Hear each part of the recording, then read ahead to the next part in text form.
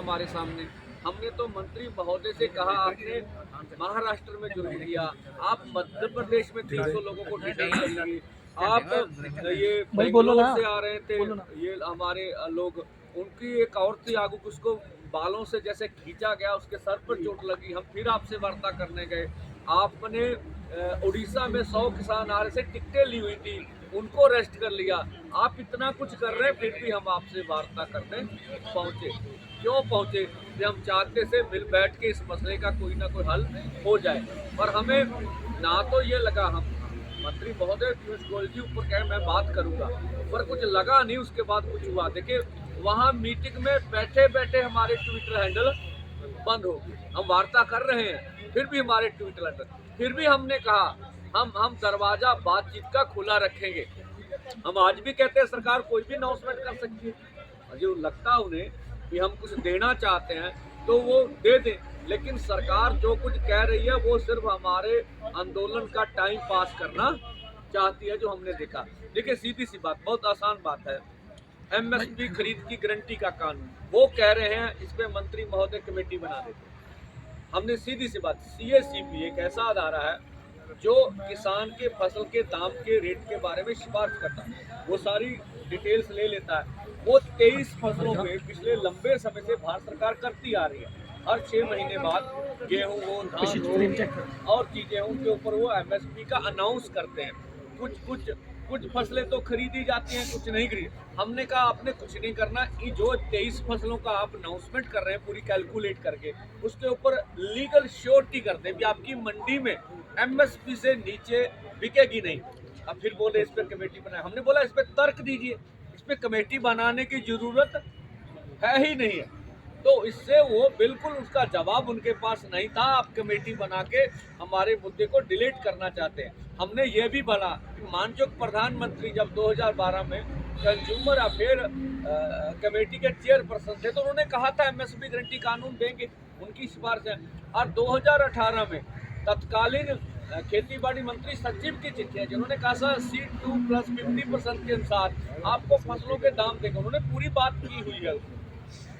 और इस तरह से जबलपुर हाई कोर्ट में जब किसानों ने जब केस डाला था तो उन्होंने दोनों पक्षों को सुनकर सरकार का पक्ष भी सुना, जो पीएल डालने वाले थे उसका पक्ष भी सुना, और निर्णय किया कि एमएसपी से नीचे किसान की फसल नहीं जाएगी। हमने तर्क उनके सामने रखी और मंत्री महोदय अकेले हमारे से। और दूसरा हमने कहा आपने 2 साल पहले उसमें बोला था एमएसपी कानून बनाएंगे, तो 2 साल तो समय तो आपने दिया, 40-45 दिन पहले हमने आंदोलन का ऐलान किया, तब कर लेते।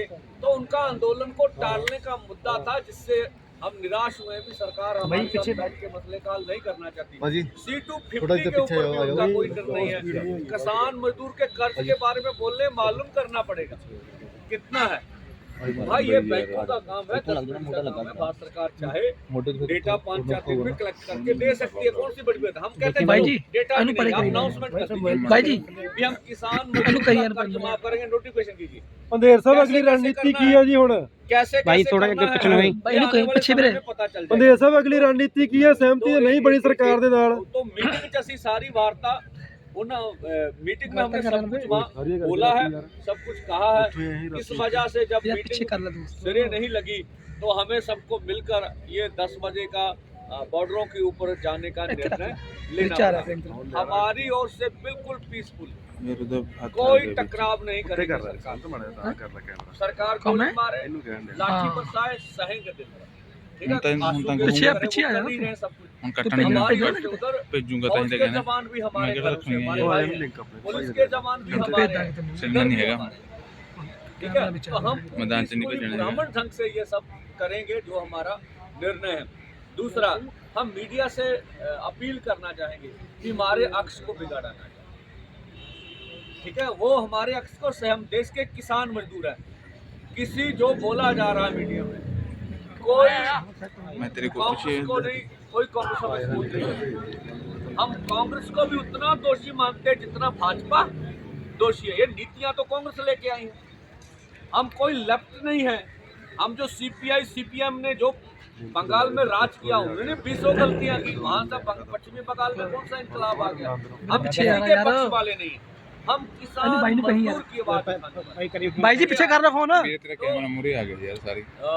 बाकी हम फिर अपने लोगों से अपील करेंगे, चाहे पंजाब और देश के गायक हैं, बुद्धिजीवी हैं, एनआरआई भाई हैं, चाहे और सिविल सोसाइटी है, सभी सिविल सोसाइटी, उसमें पत्रकार भाईचारा भी आता है, वो जरूर इस बड़े आंदोलन में, ये हमारा सवाल नहीं, हम नहीं कहते, 140 करोड़ देशवासियों की मांग है, उसमें से 60 करोड़ से अधिक किसान हैं, खेत मजदूर अलग है, तो 70-75% की मांग है।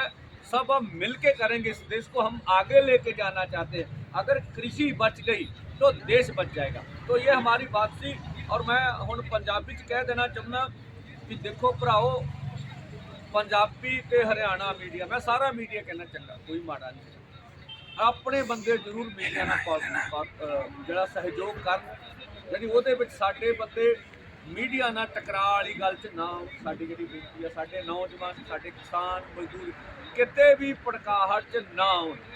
गुरु साहब की सारी उम्र उन्होंने बड़ा बड़ा उपदेश दिता, जंगा लड़ियां, किते भी हौसला नहीं होया, किते भी भड़काहट च नहीं आए, अखीर तक गलबात होती रही, अखीर तक असीं गल सुनते रहे, असी टकरा वाले पासे नहीं जाना चाहते। तो ठीक है, साडा मुहिम है, साडा फैसला वा कि असी साडी सरकार ने गल नहीं सुनी हैगी, असी हुण अगे वधना हैगा। तो इस करके फिर सारे मीडिया नूं, पंजाब दा मीडिया विशेष करके हरियाणे दा मीडिया, ये पूरा सहयोगी है, सारा मीडिया। दूसरा भाई जी की करना देखो, ये मौके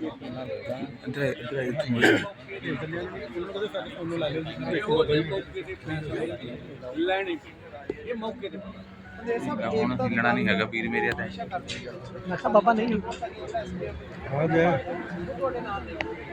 देखो, तुसीं कल भी वेखिया मनजीत राय भाई पीछे कर ला यार फोन पीछे कर ला यार, फड़ते नहीं यार फोन वाले, ਤੁਹਾਡੇ ਪਿੱਛ ਤੇ ਖੜੇ ਤੁਹਾਡੇ ਨਾਲ ਆ।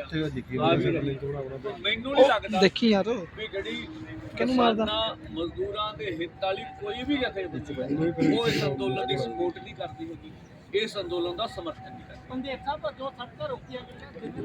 साहिल भाजी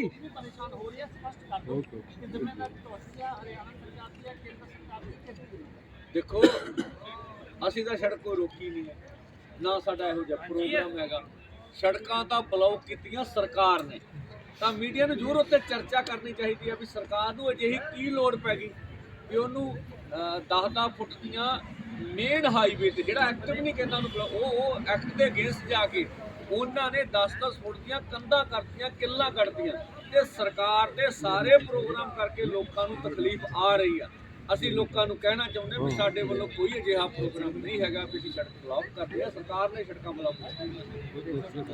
ਪੰਦੇਰ ਸਾਹਿਬ ਹੁਣ ਟਰਾਲੀਆਂ ਟਰੈਕਟਰ ਤੁਰਨੇ ਆ, ਅੱਗੇ ਇਹਨਾਂ ਨੂੰ ਕੀ, ਅੱਗੇ ਉੱਥੇ ਰੁਕ ਜਾਣਾ ਜਾ ਕੇ ਕਿ ਅੱਗੇ ਦਿੱਲੀ ਵੱਲ ਨੂੰ ਨਿਕਲਣਾ ਜੀ? ਦੇਖੋ, ਦੋ ਸਵਾਲ ਹੈ। ਦੇਖੋ, ਮੀਡੀਆ ਜਿਵੇਂ कानू यार हिला रहे की फायदा यार, मैं तो हलाया नहीं थल्ले ट्राइबूड हिला रहे खड़ा सरकार करते हैं, ठीक है। देखो, ये देश के लोकतंत्र का चौथा स्तंभ है। तो तुसीं देख लो भी जिवें कितना बड़ा साडे ते प्रेशर है, काम किए जा रहे हैं। ये बात स्पेशल करके हमने मीटिंग में भी उठाई थी कि मीडिया के ऊपर आपने रोक लगा दी गई है, रखी सिर अगे ना कर नहीं था, और इंटरनेट पे रोक लगा दी गई है, उसके बाद ट्विटर हैंडल बंद कर दिया गया। लेकिन एक विशेष बात, हमने 2 दफ़ा जाकर बात की है सरकार से, 2 दफ़ा हम चल कर गए हैं वहाँ तक, हमने बातचीत का रास्ता खुला रखा, लेकिन सरकार ने एक भी कदम नहीं उठाया। मीटिंग के अंदर जिस पर सबसे ज़्यादा बहस हुई कि वो सब कमेटियों के लिए बात करते हैं, अलग अलग फोरम के लिए बात करते हैं, कमेटियों को बड़ा करने की, विस्तार करने की बात करते हैं, फिर करते हैं कि हम चर्चा करेंगे। लेकिन अजय मिश्रा टैनी जो 120B का अपराधी है, उसको बर्खास्त करने के लिए तो किसी कमेटी की आवश्यकता नहीं थी, तो वो उस पर बोलते हैं कि वो चुप ही कर जाते हैं, इस बात पे उनको कोई उत्तर ही नहीं होता है।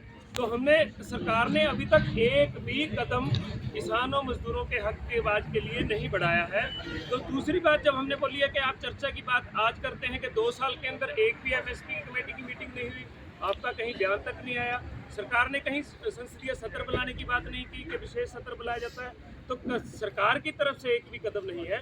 और हमने कल स्पष्ट कर दिया था कि जब अमृतसर से काफिला चला था कि हमने दिखाया कि कितने डिसिप्लिन के साथ किसान चल रहे हैं। बिल्कुल रोड नहीं रोका गया था, एक लाइन के अंदर किसान थे।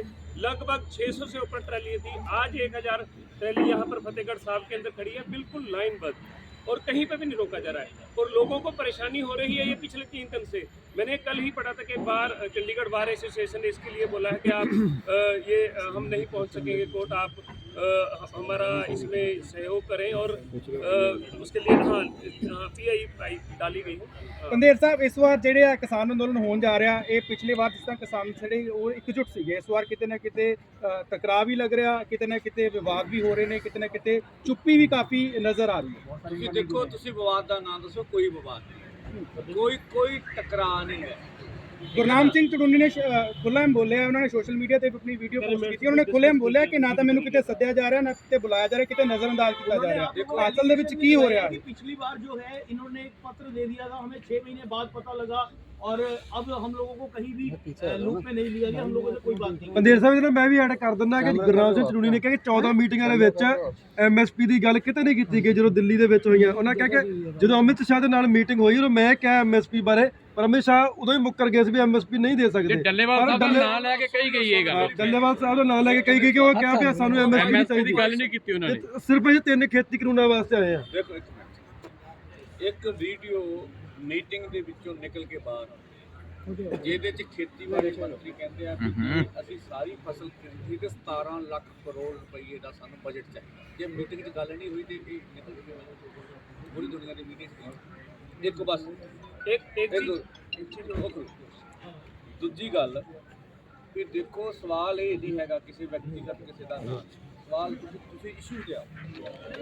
ਇਸ਼ੂ ਇਹ ਹੈਗਾ ਵੀ ਕੀ ਇਸ ਕਿਸਾਨ ਅੰਦੋਲਨ ਦੇ ਵਿੱਚ ਪਾਰਟੀ ਕੱਢਣੀ ਕਿ ਨਹੀਂ ਕੱਢਣੀ, ਕਿਸੇ ਨੇ ਮਿਸ਼ਨ ਚਲਾਉਣਾ ਵਾ ਕਿ ਨਹੀਂ ਚਲਾਉਣਾ। ਜੋ ਸਾਡੇ ਕਿਸਾਨ ਮਜ਼ਦੂਰ ਮੋਰਚੇ ਨੇ, SKM ਗੈਰ ਰਾਜਨੀਤਿਕ ਨੇ ਜੋ ਇੱਕ ਜਾਬਤਾ ਬਣਾਇਆ ਹੈਗਾ ਅੰਦੋਲਨ ਦੇ ਵਿੱਚ, ਜਿਹੜਾ ਉਹ ਜਾਬਤਾ ਮੰਨਦਾ ਉਹਨੂੰ ਖੁੱਲ੍ਹਾ ਸੱਦਾ ਹੈਗਾ, ਉਹਦੇ ਥਰੂ ਹੈਗਾ। ਦੂਸਰਾ ਸਵਾਲ ਇਹ ਹੈਗਾ ਵੀ ਕਿਸੇ ਨੂੰ ਲੱਗ ਸਕਦਾ ਵੀ ਐਡਾ ਵੱਡਾ ਅੰਦੋਲਨ ਦਿੱਲੀ ਦਾ ਨਹੀਂ ਬਣਨਾ, ਅੱਜ ਬਣ ਗਿਆ। ਉਹਨੂੰ ਧੱਕੇ ਨਾਲ ਕਿਵੇਂ ਲੈ ਜੀ ਪੋਜੀਸ਼ਨਾਂ ਹੌਲੇ ਏਦਾਂ ਨਾ ਸਿੱਟ। ਕੀ ਕਰ ਰਹੇ ਯਾਰ, ਕਿਸੇ ਦੀ ਪੋਜੀਸ਼ਨ ਦਿੱਲੀ ਜਾਣ ਦੀ ਹੈ ਹੀ ਨਹੀਂ, ਉਹ ਚੰਡੀਗੜ੍ਹ ਜਾਣਾ ਚਾਹੁੰਦਾ, ਉਹਨੂੰ ਧੱਕੇ ਨਾਲ ਕਿਵੇਂ ਲੈ ਜੀ। ਸਵਾਲ ਸਾਡਾ ਕੋਈ ਨਿੱਜੀ ਨਹੀਂ ਹੈ, ਸਵਾਲ ਜਨਤਕ ਵਿੱਚ ਨੇ। ਕਿਸੇ ਨੂੰ ਲੱਗਦਾ ਅੰਦੋਲਨ ਬਣ ਨਹੀਂ ਸਕਦਾ, ਉਹਦੀ ਨਿੱਜੀ ਠੀਕ ਆਪਣਾ ਕਰ ਲੈ। ਕਿਸੇ ਨੂੰ ਲੱਗਦਾ ਵੀ ਇਹ ਅਸੀਂ ਕਿਸਾਨ ਅੰਦੋਲਨ ਕਰਕੇ ਨਹੀਂ, ਮੇਰੇ ਥੱਲੇ ਧਿਆਨ ਰੱਖੀ ਯਾਰ, ਟ੍ਰਾਈਪੋਡ ਪੈਰ ਨਾ ਵੱਜੀ। ਸਾਡਾ ਪਿੱਛੇ ਕਰਨਾ ਸਰਕਾਰ ਵਾਲੇ ਪਾਸੇ ਨਹੀਂ ਜਾਵਾਂ। ਇਸ਼ੂਆਂ ਦੇ ਸਵਾਲ ਹੈ, ਵਿਅਕਤੀਗਤ ਕਿਸੇ ਨਾਲ ਕੋਈ ਰੌਲਾ ਨਹੀਂ ਹੈਗਾ, ਨਾ ਹੋਣਾ ਵਾ। ਠੀਕ ਆ, ਜਿਹੜੀ ਅਸੀਂ ਲੜਾਈ ਲੜਨ ਜਾ ਰਹੇ ਹਾਂ, ਇਹ ਕੀ ਸਰਵਣ ਪੰਧੇਰ ਦੀ ਜਾਂ ਹੋਰ ਜਥੇਬੰਦੀਆਂ ਦੀ ਨਿੱਜੀ ਲੜਾਈ ਹੈ ਸਾਡੀ, ਇਹ ਦੇਸ਼ ਦੀ ਆ। ਹੁਣ ਜਿਹੜੇ ਦੇਸ਼ ਦੇ ਕਿਸਾਨ ਮਜ਼ਦੂਰ ਨੂੰ ਮੰਗਾਂ ਲੈ ਕੇ ਦੇਣਾ ਚਾਹੁੰਦੇ, ਅੱਜ ਨੂੰ ਖੁੱਲਾ ਸੱਦਾ ਵਾ, ਦਿੱਲੀ ਦੀਆਂ ਸੜਕਾਂ ਖੁੱਲੀਆਂ ਵਾ, ਕਰੋੜਾਂ ਲੋਕ ਸਮਾਏ ਜਾਣੇ ਆ, ਕਿੰਨੇ ਰੋਕਿਆ ਕਿਸੇ ਨੂੰ?